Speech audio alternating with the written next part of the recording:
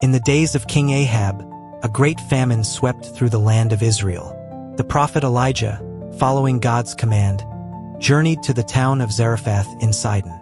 There, God promised he would meet a widow who would provide for him. As Elijah approached the city gates, he saw a poor widow gathering sticks. He called out, "Please bring me a little water in a jar so I may drink." She turned to fetch it, but Elijah added, "And bring me a piece of bread." The widow stopped in her tracks, her voice heavy with despair. "As surely as the Lord your God lives," she said, "I have no bread, only a handful of flour in a jar and a little olive oil in a jug. I am gathering a few sticks to take home and make a meal for myself and my son, that we may eat it and die." Elijah, filled with the Spirit of the Lord, reassured her, "Don't be afraid. Go home and do as you have said. But first, make a small loaf of bread for me from what you have and bring it to me, and then make something for yourself and your son. For this is what the Lord, the God of Israel, says, the jar of flour will not be used up, and the jug of oil will not run dry until the day the Lord sends rain on the land." Trusting his words, the widow obeyed. She baked a small loaf of bread for Elijah, using the last of her flour and oil.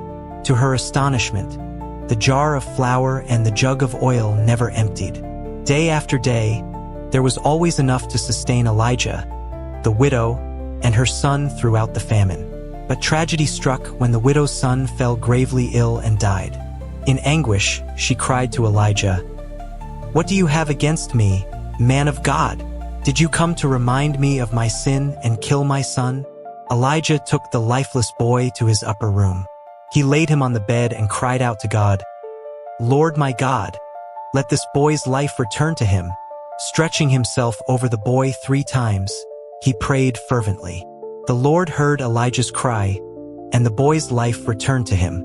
Elijah carried the child downstairs and said, "Look, your son is alive." The widow, overwhelmed with gratitude and faith, exclaimed, "Now I know that you are a man of God and that the word of the Lord from your mouth is the truth." Thus, through faith in God's miraculous provision, the widow at Zarephath found hope in the midst of despair, a story forever etched in the hearts of the faithful.